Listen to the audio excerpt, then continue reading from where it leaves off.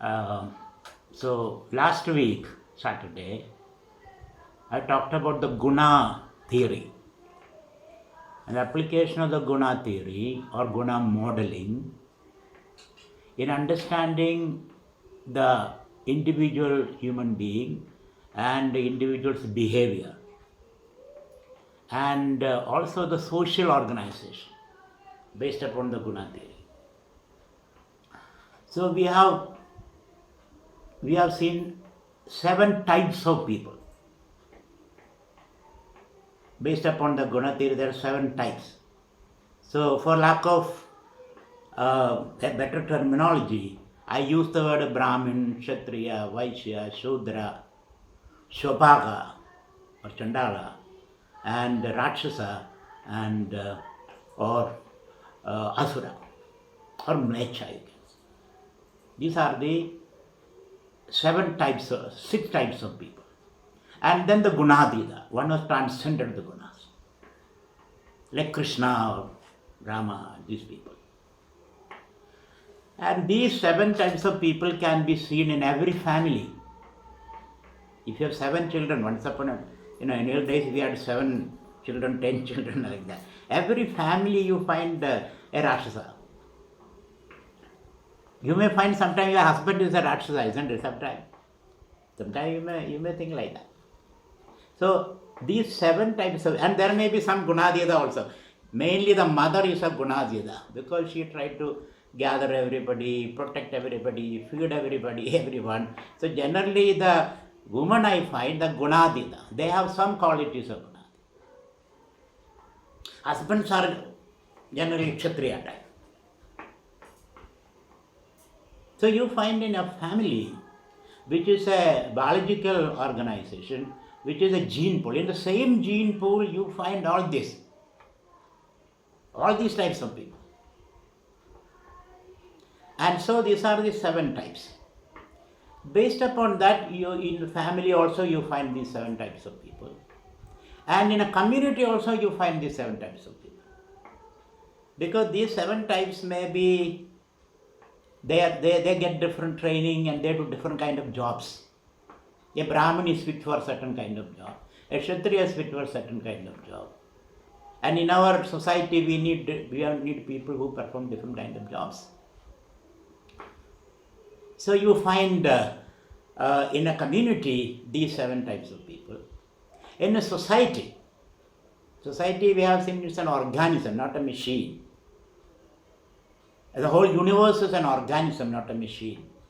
An organism means least energy is needed to create maximum output. That's the meaning of an organism. That's why in nature we don't find any garbage. Garbage is only in a socialized nature. Pure nature, there is no garbage. Because it's all perfectly organized, harmoniously organized. So you find these 7 types of people in a family, in one gene pool. A family is one gene pool. And there are many families. They constitute a community. These communities constitute a society. So I have given you some example for that, or some metaphor for that. The cell, then tissues, then organs and organs. Let us say individual is a cell, and the individual constitute family, and families constitute community, communities constitute society. And this society is subjected to the physical laws like gravity. Society also is subjected to the moral laws, because our relationships are governed by moral laws, not physical laws. But our relationship with the nature is governed by physical laws. If you go to fourth floor of the building and jump, the physical law will take care of you.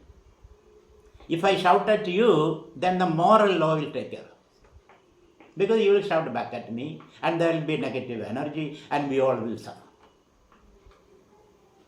And this good people, and then in the organization society we have legal system, moral laws, and then we have constitution, we have police, we have defense forces, we have jails, prisons. And in prison also you find good people, please. Mahatma Gandhi spent 10 years in the prison. Nelson Mandela had spent 25 years in the prison. So don't say in the prison there are only bad people. And we find bad people in the parliament also, in the Congress also. They say 30% of, in Indian parliament, they have criminal background. So this division goes across the spectrum. And society has to be organized because these people are inevitable. So how do you organize the society? The best way to organize is let everybody do whatever they like, and then nature has a way of managing things. But now we are living in a socialized nature. Because of socialized nature, moral laws and the constitution, police, all these things come into play. So this is what we saw last time. Using the guna theory to understand the individual and individual behavior and the social organization, why these things are happening. Now today, and then the whole thing is organized in a beautiful way. So we find an individual and the choices of an individual is not exclusively the individuals. The individual itself is a play of the gunas. An individual related to family, to the community, to the whole system. So our decisions are an outcome of the interaction between all these forces. We may think I am making my own choice. No, that's not true. Because you are a play of these three gunas, and you are part of the family, you are part of the society, you are part of the nature, you are part of the whole universe. So each one of your decision is an outcome of the interaction of all the universal forces, including the Big Bang and the evolutions. You see, so that's how we understand the individual and the individual choices. So this is our understanding of free will. But you are the point, as an individual, you are the point where all these forces funnel into a decision, or a decision emerges through you. Therefore, we are responsible, morally responsible for our decision. Though all these forces, but you are the point where all these coordinates come together, and then we take a decision. So let's not say that, no, I am not responsible for my decision. Though all these forces are there, we all are responsible for our decisions. So this is what we saw last time. So the whole thing is a beautiful organism. And when we look into this organization, we find it is based on the law of give and take, or give and receive. I give you something, you give me something in return. Like the market. Whatever I don't need, I put into the market, and somebody else needs that. And whatever somebody doesn't need, he comes to the market and I buy it, isn't it? This is the market is. Each individual makes his own choices, her own choices. And the invisible hand, as Adam Smith said, the invisible hand. If you're a religious person, you say God. Besides, how these market forces are operating. So that's how the whole society is organized, based on the law of give and receive. First you give, then you receive. Because unless somebody gives, how can you receive? Somebody has to give. And then someone can receive. So this law of give and receive is called the law of Yajna.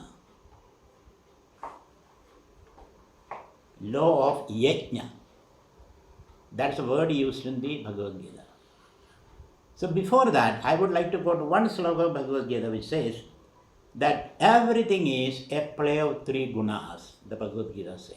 I quote a sloka, those who are scholars of Bhagavad Gita. Na tadasti prithivvyam va divideveshu va punaha sattum prakrujai muktam yadebi syat tribir gunai. There is nothing in this world, material world or the psychological, mental world, there is nothing which is free from the play of these three gunas. And mind you, these three gunas work together. Even in a Brahmin, there is a dash of tamas. Everybody has got tamas, otherwise we will never able to sleep. So we also see in tamas has got good and bad expressions. What is the good expression of tamas? Stability, loyalty. Tamasic people will be stable and loyal. What is the bad side of tamas? Laziness, sleep all the time, forgetfulness. Similarly, sattva, there is a good and bad. What is the good side of sattva? Peace, knowledge, reflectivity. But what is the bad side of sattva? Indecision. They never take a decision because they always think of various alternatives and consequential thinking and whatnot. Rajas, there is a good side is they are decision makers. They say.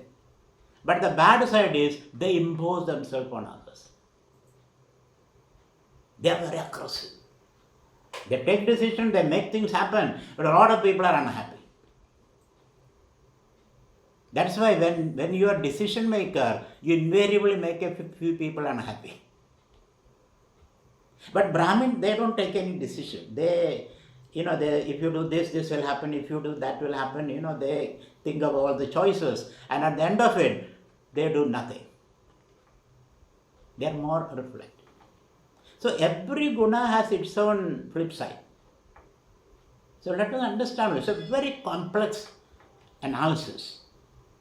So Bhagavad Gita says that nothing in this world, whether it is the material or the mental world, which is free from the play of these three gunas. And we must see that. An enlightened person sees that and will not identify with that. He only watches the play of gunas outside, inside. Guna gunesha vartande, one set of guna interacting with another set of guna. If you can watch that, then you are an enlightened person. Then you can play with the gunas. Then you can jump into the rhythm of the universe. After all, we have seen the universe is nothing but a play in consciousness. A spanda in consciousness. We have seen all that. So today, my attempt will be to understand this concept of Yajna, which is governing the universe. Your social organization, your nature, and then their universe is based on the principle of Yajna. Yajna means give and receive, give and take. For example, let us see the river, a river. A river, flows from the mountains in small rivulets. Those rivulets make a river. Then it, meanders and finally reaches the ocean. And the oceanic water is heated up by the sun. Vapors go up. They collect together, make clouds. Clouds are moved by the wind. And finally they settle on a mountain peak. And there it condenses and precipitates. And it becomes a rain. And rain becomes rivulets. Rivulets become river. River becomes the ocean. Ocean becomes the vapor. See the cycle. The river gives itself to the ocean. The ocean gives itself to the clouds. The cloud gives itself to the rain. Rain gives itself to the river again. So here we find the whole flow of energy. Energy moves like that. It flows like that. So if I give you something, it is your duty to give me back something. If you don't do that, then you are breaking the flow of energy and the creation of affluence. Affluence is created by making this, let the energy move. The running water doesn't stagnate and create worms. It's always fresh. So we have to make this is the fundamental principle of the organization. Give and receive. Thus you create a flow. This flow is called Yajna. So I am going to look into this idea of yajna, which is governing the activities of the world, whether it is social organization or nature or whole universe. They talk about a big bang, and that point of singularity gives energy. And it expands and expands, and finally the elasticity is over. Then it's a big crunch. Energy is coming back. Srishti Sthiti Laya. That is the governing principle of existence. Srishti Sthiti Laya. It manifests, grows into a state of maturity, then it comes back. It is not a linear progression to eternity. That is a later recent concept without enough experience. People with a lot of experience, they understand it is not a linear progress. Like time goes on and on. Time also can bend upon itself. This idea of linear progress is an economist wild dream. Growth, per person growth, every year, every quarterly growth, these are all economy limited pigeonhole standpoint. But when you become a mature, wise person, you understand things come back and then again goes out. So we have to maintain this law to jump into the rhythm of the universe. So let me give Bhagavad Gita says, Yajnarthat karmano nyatra logoyam karma bandhana. Sorry for quoting Bhagavad Gita because I'm supposed to talk based on the Bhagavad Gita. Yajnarthat karmano nyatra logoyam karma bandhana tadartham karma kaundeya mukta sangha samachara. When we do an act, and we all have to act in this world, we have seen that. Nobody can be free from interaction and activity. You cannot live on an island, we have seen that. To express your talent and fulfill your needs, you have to interact with the world. That's our condition, the human condition. Not only the human condition, condition of all beings in the world. So when you interact with the world, what are you trying to do? Express your talent. And through that, fulfill your need. And you can match it, you are a successful person. So in this effort, when we are making these efforts, what is the law that we have to follow? The law is give and receive, or give and take. So that is said in the Bhagavad Gita, Yajnarthat karmanonyatra. May all your activities will be a giving mode of activity, not an aggrandizing mode of activity. When you have a giving mode of activity, it will come back to you in thousandfold. So if you only receive, then that is very limited. A farmer broadcasts the seed and it comes back thousandfold, isn't it? Suppose he keeps the seed in a plastic bag under his bed, that seed will just go rotten. So you have to take the risk. The farmer takes the risk. He broadcasts the seed and he knows that it will come back. Of course, occasionally there may be flood and drought and then he may lose, but on an average, he gets back. The farmer gets back. Or if you have some money, you invest in the market, isn't it? If you keep it with you, then it doesn't grow. You invest in the market, risk is there, it comes back. 10% interest, 14% interest, or at least 2% interest, at least your money is safe in the bank. So that way, we put it and take back, which requires a lot of faith, lot of understanding, wisdom, a lot of risk, entrepreneurship. Otherwise, we will not be able to do that. So this idea, Bhagavad Gita says, Yajnarthat karmanonyatra. May all your deeds, acts, be an offering at the feet of the Lord. Meaning, offering at the feet of the universal organization or order. And then the universe will take care of whatever you have invested.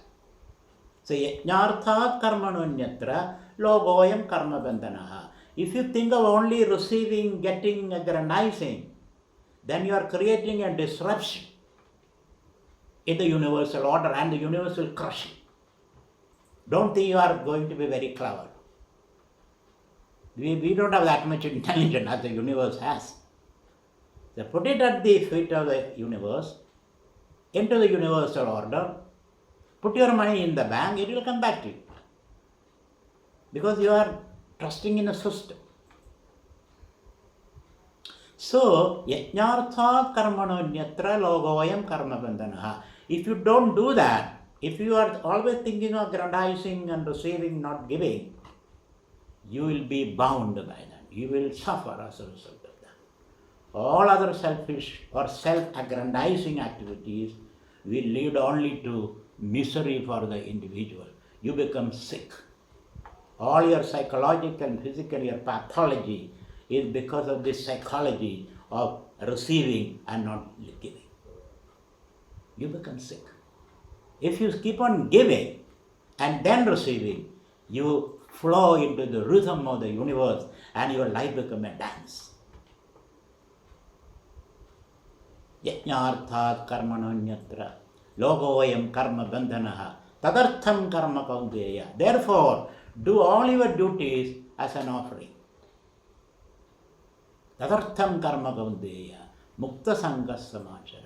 And of course, we have seen your duty is in tune with your nature, your prakriti. The sattva mix, the guna mix. That you have to find out. What is your guna mix? Accordingly, get a training and find a place in the community and act accordingly. But do it as an offering at the feet of the universe. That is a universal mother, let us say, to make it little soft, and universe looks a little patriarchal. So make it a little soft. At the feet of the universal mother, I offer. A mother is kind and compassionate. And I told you from the very beginning, at the heart of the universe is very compassionate, very magnificent, full of energy. It is only our heart, there is no energy. At the heart of the universe, of which you are a product, there is full of compassion. The universe is intelligent, consciousness, and compassionate. This is our ontological commitment, please. We don't take the universe as just a machine. It's an ontological commitment, and we are ready to invest in that kind of a thought. We are ready to die for that thought. We are ready to invest your energy with that ontological commitment. And we are ready to organize our life and our values based on that. That's what I said, God is the source of all values. God is not only the source of values, God is a living presence. God is the promise of hope. That also we have seen when we discussed about God. So having understood that, we have to organize our life according to the Yajna spirit.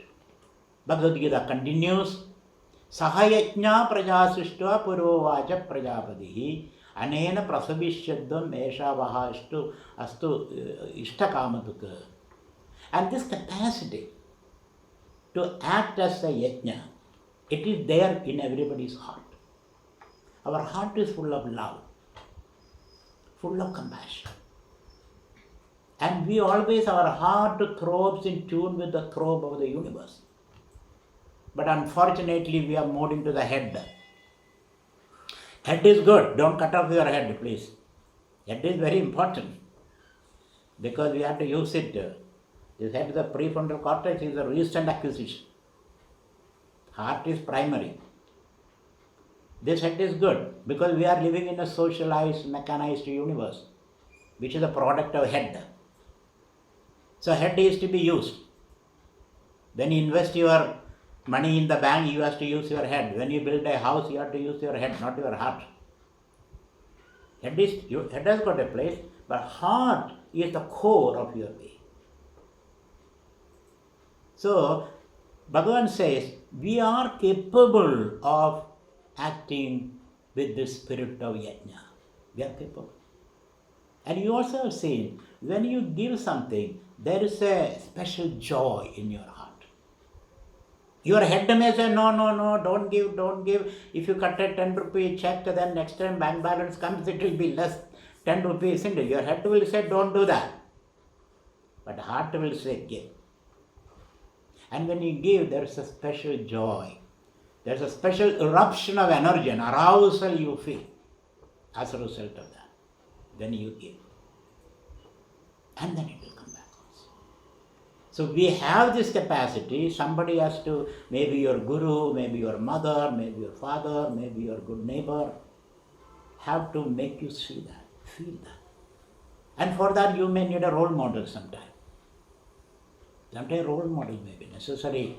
And the presence of role model, like in the presence of a magnet, an iron piece becomes magnetic. Similarly, you may need a role model. But it is there. If it is not there, you cannot create. So Bhagavan says, Krishna says, Sahayajna praja sishta puro vaja prajapati. You are made like that. Get educated. That's the meaning of education. Education is to develop your heart. Head you can develop by looking into the Google and all that. All information is there. So, education is gaining this character, this intelligence. So, educate yourself and touch your heart and feel that compassion, feel the rhythm. And then he says, Krishna says, Anena prashabhisaddham. This will lead to overall prosperity. Eshavahastu ishtakamaduka. This yajna spirit, if you operate in this world, it becomes an ishtakamadu. Kamaduka means kamadhenu, that wish-fulfilling cow. It's a metaphor, it's a myth. A wish-fulfilling cow. All your wishes will be fulfilled. You can create win-win situation. Everybody will be happy. Your success doesn't have to be on the top of victims, a trail of victims. You can create positive sum gains as a result of that. That's the idea of the yajna cow, the ishtakamatuka, kamadhenu. It's like a cow. You feed a cow, you get good milk, isn't it? You feed a green grass to a white cow, you get, green grass to a black cow and you get white milk. But it needs trust. How do I know that I will get milk? I am feeding the cow. You will definitely get that. It is a law of nature. So, the only way to create prosperity is following this concept of yajna. First give, then receive. And then he says, okay, you give, receive. This is called the collective effort. Collective effort offered to the feet of the universe. Alone you can achieve nothing. So I have certain pet words for this. Individually, you have to practice yoga and integrate, and so that your negative energy becomes positive energy. At this point, we sit and brood and then sit like a question mark, all negative energy. Do some yogasana every day. Do some pranayama every day. Eat right. Integrate yourself. Convert your negative energy into positive energy. This you have to do within yourself. That also is a yajna. Converting negativity into positivity. Instead of sitting like a question mark straight on. Then we have to come together. When we come together, we create positive energy. Because two positive people create synergy, as they say in the modern language. So from negargy to energy to synergy. What is synergy? When two positive people come together, it becomes synergy. And that synergy is to be offered at a higher altar. Then it becomes high energy. This is my coinage. Then it becomes high energy, highest form of energy. And then you create the flow of energy. So thus, when you offer it, when you receive this great bounty from nature. Bhagavan says, put it back into nature. Don't let it stay with you. Create that continuous flow. Charai Vedi, Charai Vedi. What you get, put it back. So that he says, Ishtan Devan Bhavayadanena. By this, by your work, you are propitiating the Devas. Devas mean the powers that govern the universe. You have to propitiate. Then the Devas will give you back to you. That's why Ishta Devan Bhavayadanena Te Devaha Bhavayenduvaha. When you nourish them, cherish them, they will cherish you back. Like when you pay the taxes to the government will put it back into roads and schools and health clinics and whatnot. If you don't pay to the government, then what the government will do? There will be no road, nothing. So Devan Bhavayadanena Te Devaha Bhavayenduvaha, they will give back to you. With great bounty they will give back to you. Parasparam Bhavayandaha. So you give to Devas, Devas give to you, then you give back to them, they will give back to you. This is how you create the cycle. Cycle of prosperity. The cycle of affluence is generated. So Parasparam Bhavayandaha Shreya Param Vapsita. This requires, as I told you, great holistic vision, total understanding, trust, entrepreneurship, risk taking. Because sometimes you may not get straight from the same person. I give you something, you may walk away with what I have given you. But I'll get it back. I'll get it back from somewhere else. It may not be a direct receiving from the same person. He may walk away. He may walk away with the feeling he's a foolish person. But you need that faith to sustain with this kind of attitude. It will come back to you. If not today, tomorrow. In great measure. When nature gives in great measure. Not a pity something. It's like a rain, it's a sun. It gives you in plentiful. So, Devan Bhavayadanena Te Deva Bhavayenduvaha Parasparam Bhavayanda. So let this interaction go on and on and on. Let it not stop. When you do that, you create this ever-rising cycles of progress.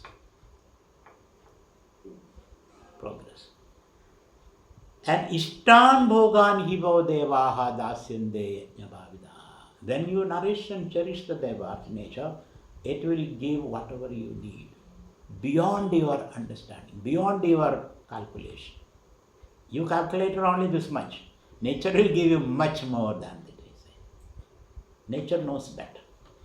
Our intellect is limited. Our reasoning power is limited.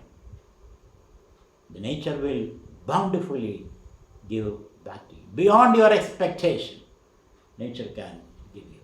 So, De Ishtan Bhogani Ho Devaha Dasyande Yajna Tairdattan Apradayeva. But some people, you take one risk, you get back, then you shut up there.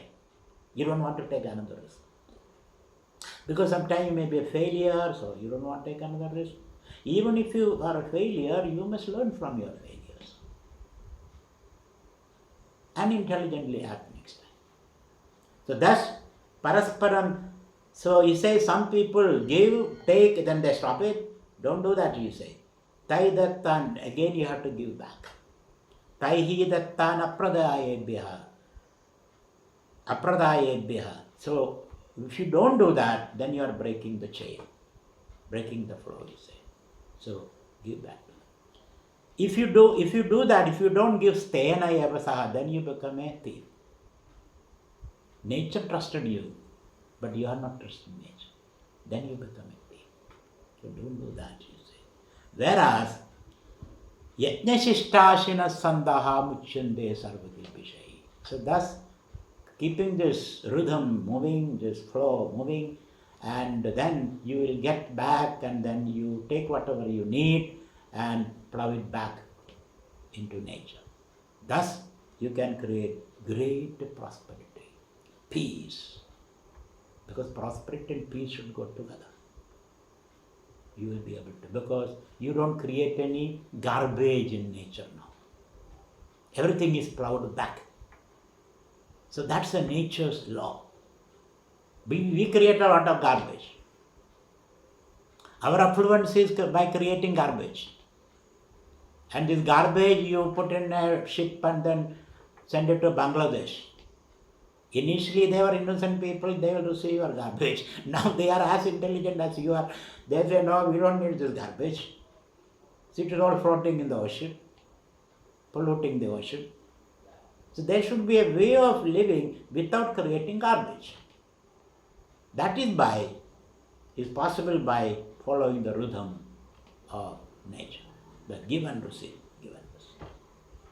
So this is the law of Yajna, which is discussed in the Bhagavad Gita. You can call it karma yoga, doing your work as an offering to the Lord, or doing your work as an offering to the rhythm of the universe.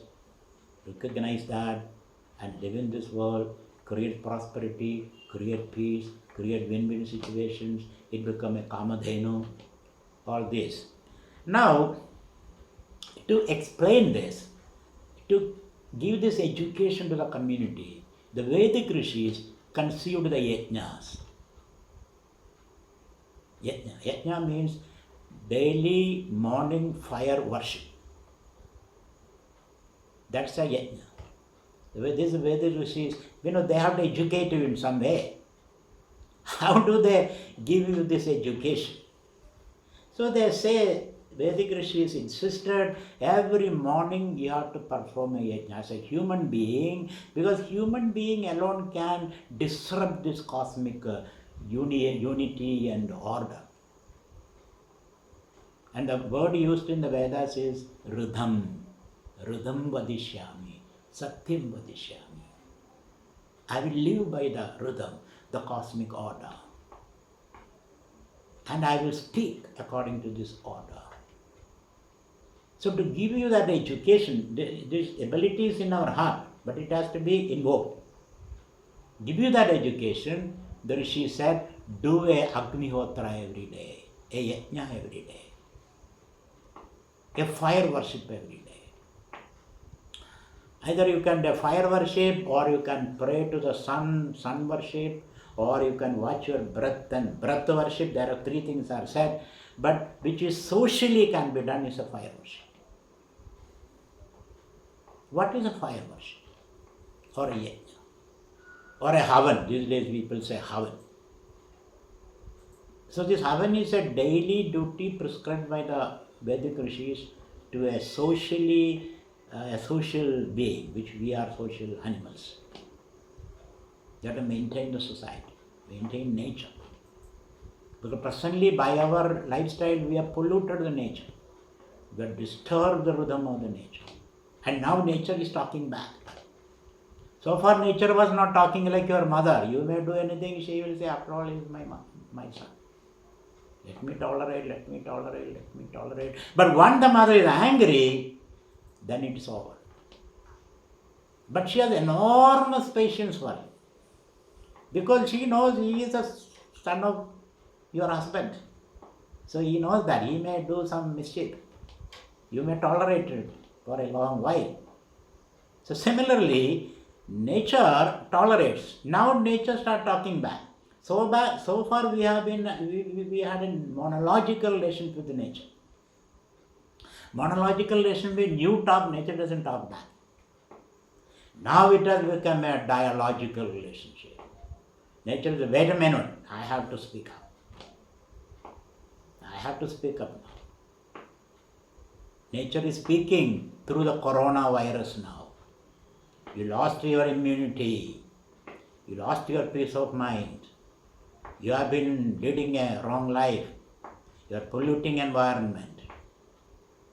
When you lose your immunity, this coronavirus becomes a big scare. If you have an immunity, you will not be affected and follow the rules. So, the dialogue has started. Now nature is talking. You have nothing to talk now. So to keep the rhythm of the universe, we have to follow this principle. So to educate our children, our grandchildren on these lines, our Vedic rishis instituted the practice of a yajna. What are we doing in a yajna? What we do in a yajna is, hey, there is a yajna shala. We cordon off a certain space. We cordon off a certain space. Put a circle. Within that circle is the yajna shala. And we may put some posts also around it. And we say this side is protected by this god, that side is protected by that god, and we can see certain gods and to protect our yajna shala. Otherwise, outside is wide. So we create that circle of certain space, which is called a yajna shala. Then what we do? Then we invoke fire. In the middle of the yajna shala, there is a yajna kunda, a fire pit. And the fire is invoked. And there are certain rituals for that also. I don't want to go into the detail. Let me give you the main idea of yajna. And this fire is called Agni. So yajna shala, Agni. And then we conceive, we do a sankalpa. So here are the gods who is in charge of the universe. And we have to be in touch with them. We want to be in touch with them. To be in touch with is to give something. That's how you get in touch with the person. Either to give a smile or send a postcard, isn't it? Or inviting for some food, lunch. Something is to give, then alone you can keep a relationship. Or praise that person, oh, you are a wonderful person, and he will get puffed up, isn't it? Say some nice words, or give something. Or be little humble. When you are humble, the person will relate with you. So here we conceive of the gods. Indra, Rudra, Varuna, Maruda, various names are there. So the fire, gods. And to gods you have to give something. That's called havish. Maybe cooked rice or some ghee or a tug, a piece of wood. In ancient days they used to even sacrifice animals. Because whatever you eat, you give to gods also. If you eat sambar and rice, you give that. If you eat buffaloes and snakes, you give that. Whatever you eat, you give to gods. So here is a havish, there is a yajna, there is fire, gods, havish. And who is giving that? Specialized people are there. Bring some ritiks, or you yourself can do that.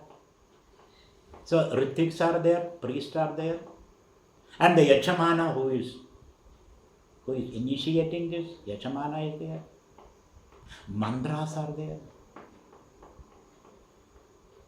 So devas, Agni, Yajnashala, mantra, and then there is a sankalpa. Why are you doing this? The sankalpa can be 2-3 sankalpas. One sankalpa means the purpose. I do this either to get with wealth, children, good children, or kirti, fame, or sarga hereafter, or to purify my own mind. Antakarana Shuddhi. So it can be many purposes with which you do this yet. Invoke these gods. And when you propitiate gods like this by offering things into the fire, then the gods will give back to you. Whatever your sankalpa is there will be fulfilled. Whatever your needs are there will be fulfilled. And when you receive it back, it has to be given back to the gods. Continue to the yet. And whatever you give, dakshina is to be given. Dakshina to the priest, and so whoever is helping you in organizing the yajna, they have to be paid back. Dana is to be given to the poor people, to the Brahmins who are scholars who have no other income, protect them. To the state you have to give, to the Kshatriyas you give. Because the Kshatriyas and the Brahmins, they don't produce anything. They are the leisure class. So, but you have to maintain them. Because they are custodians of culture and communication and language and books and whatnot. So you have to pay them. So whatever you get, you have to share. Don't put it in your pocket. It's not a winner takes it all philosophy. Winner gives it up all. That is the philosophy of Yajna. And whatever balance remains, that alone you take. Yajna shishtasina sandaha muchyande sarvakilpishay. Whatever balance remains, that you take. That kind of a lifestyle will make everybody happy. The universe happy, your neighbor happy. The disadvantaged and marginalized people will be happy. Everybody will be happy as a result of that. You are creating a situation of loga samasta sukhino bhavantu, where everybody is happy. That is the concept of a yajna. The yajamana receive yajna system by sharing with everybody. Like your mother. Mother cooks, mother gets up early in the morning while you are sleeping. Mother is the person who will go to sleep, the last person, and she cooks and he gives you food, and whatever remains, she eats. Isn't it? I am talking about an ancient concept of motherhood. So similarly, you finally create that experience of well-being, peace, harmony, prosperity, inclusiveness. Include everybody in this ideal. So if you live this ideal, then there will be no problem. Everything will be worry donkey, as they say. Everything will be wonderful if we give this ideal. So it has to be educated. People have to learn this. That's why this daily yajna is prescribed. Now, I also would like to share with you two types of yajnas which we from the Puranas, from the ancient stories. What is the ideal yajna, what is the wrong kind of yajna? Because we have seen, you can do it properly, you can do it improperly also. One yajna is called the churning of the ocean of milk. That was one of the classic archetypal yajna, the churning of the ocean of milk. Devas, who were in charge of the world, they became very arrogant, because power makes you arrogant. They became arrogant and they started disrespecting the rishis. Rishis mean gurus and parents and all that, because power has gone into their head. So when you become arrogant, then it starts showing up on your face. Devas became old, otherwise they are always young, decrepit, old, sick, powerless, indulgent. And when they became decrepit and powerless, Asuras took over the Devaloka. Asura took over. Like Trump has taken over the American presidency, isn't it? Why? It's your responsibility. Why did you vote for it? So don't blame anybody else. So when you are decrepit, when you are morally low, then you create those kind of people. You had a wonderful president in Obama, such a straightforward, wonderful person. Why did you choose this guy? Now you are complaining to God. God cannot do anything because you didn't follow the order. So when Devas became decrepit, they lost their power. They were on the road. So finally they go to Vishnu. We don't know what to do. We made a mistake, and then please help me. Pahima, Trahima. Vishnu said, now we have to do this yajna. which is called churning of the ocean. You have to churn your collective consciousness.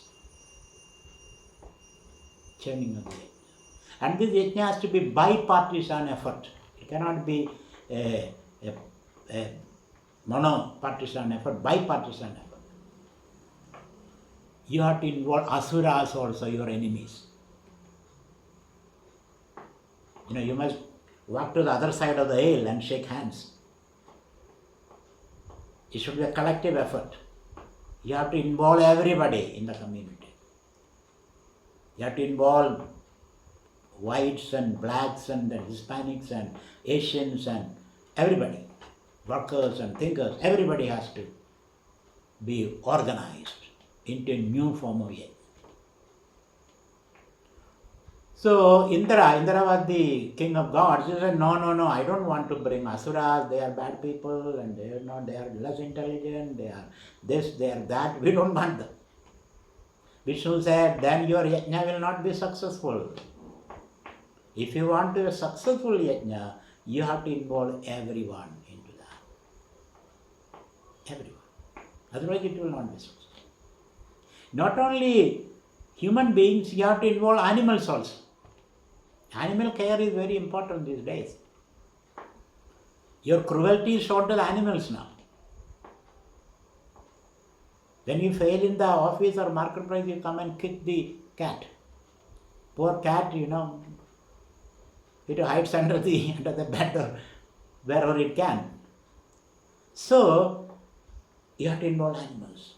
You have to involve nature, mountains, trees. Involve everyone. Involve the whole universe into it. So finally, Indra has to swallow his pride, false pride, and go to the asuras, the other party, tell them, this is a national crisis, let us now work together. The asuras also said, okay. Because at least they felt they are accepted and in the system. So this churning went on.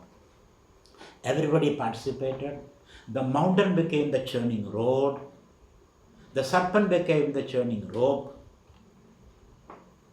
And all the plants and herbs came and dumped themselves inside the ocean. And the churning went on. For churning, you need two parties, isn't it? One party has to pull this side, other party has to pull the other side. Otherwise, no churning is possible. So, Democrat has to pull this side, Republican has to pull the other side. Congress has to pull this side, and the BJP has to pull the other side. This is how the churning happens. Because truth is in the clash of ideas. Otherwise, there is no truth.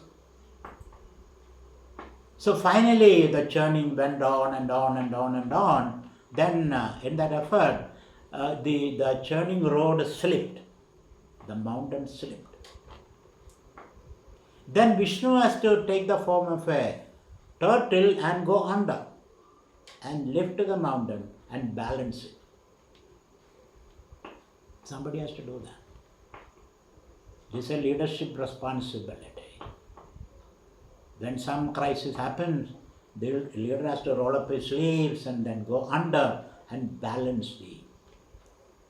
And then the snake vomited poison. Somebody has to swallow the poison also. Shiva came. Everybody was ready to step in. Nobody said, no, I won't do that. This is not my responsibility and this is not my job description. That is not a yajna. You are ready to jump in whenever it is necessary. Because you are thinking of the outcome. Your moral responsibility. So Shiva came and swallowed the poison. When Shiva came and swallowed the poison, the beauty was that he did not get poisoned. In our case, we do something like that. The rest of our life, we will keep on harping on that. I did that, nobody was there. So, that kind of thing. Shiva did not get poisoned. Not only that, he became a beauty spot around his neck. So, two kinds of leadership. One, you have to be ready to do anything at that time, become a turtle, go invisible, and work from there, or take the responsibility and say that buck stops here. So he took the poison and swallowed it. And work went on. And finally comes the nectar.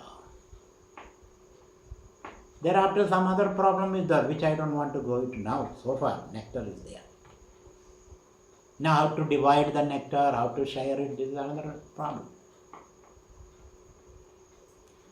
So this is one example of a good yajna. Now there is an example of a bad yajna. An example of the Daksha yajna. Daksha was a king. And his daughter was Sati. His daughter wanted to marry Shiva. Shiva, lives in the burial ground, ashes all over and snakes around. He is not fit for Daksha's drawing room as a son-in-law. Daksha said, no, I don't want this son-in-law. He is very uncouth.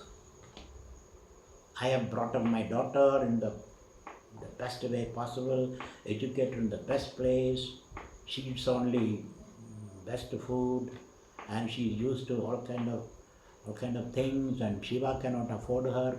Shiva does not know how to take care of my daughter, and it is an insult for me to my daughter marrying Shiva.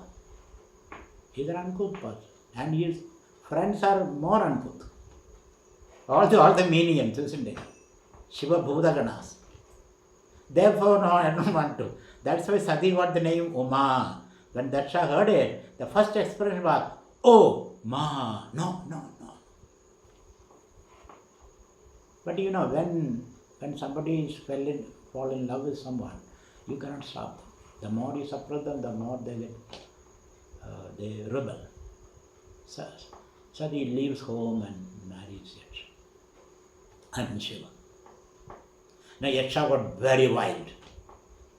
Now he wanted to organize a yajna to teach Shiva a lesson, to abuse Shiva. So he called everybody except Shiva. And he is performing yajna, he also is doing it, but minus Shiva. This is not the right kind of yajna. The real yajna is you have to include everyone, so inclusive effort. And then Yajna invited everybody is sitting around and the fire is blazing up and the Yajna is to be started. Then Sati heard about that, Yaksha's estranged daughter. Sati said to ask Shiva, let me also go. My father is doing that. All my old friends will be there. Relatives will be there. I must go. It is an opportunity for me to meet them. I have been with you for so long. I had no opportunity to meet all this. So finally, but Shiva told, don't go there because Yaksha is going to abuse me and you will be very unhappy. No, my father will not do that. So Sati comes. And what does she hear? Yajna is giving a welcome speech. And in the welcome speech, 75% of the welcome speech is abusing Shiva. Shiva is not there, but she will abuse him. Sati heard that. Sati got so unhappy. Sati got so violated. She jumped into the fire. She jumped into the fire and disrupted the whole thing. Shiva got so wild and angry.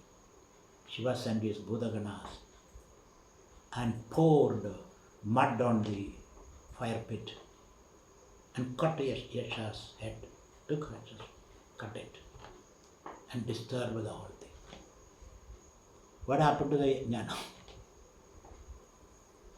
Created all negativity.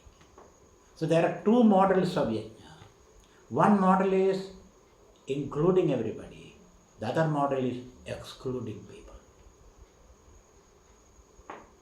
We are still following that model now in the world, excluding some, creating that binary of good and bad. Otherwise we don't get the energy. So good yajna is where all parties are involved. Bad yajna is you exclude.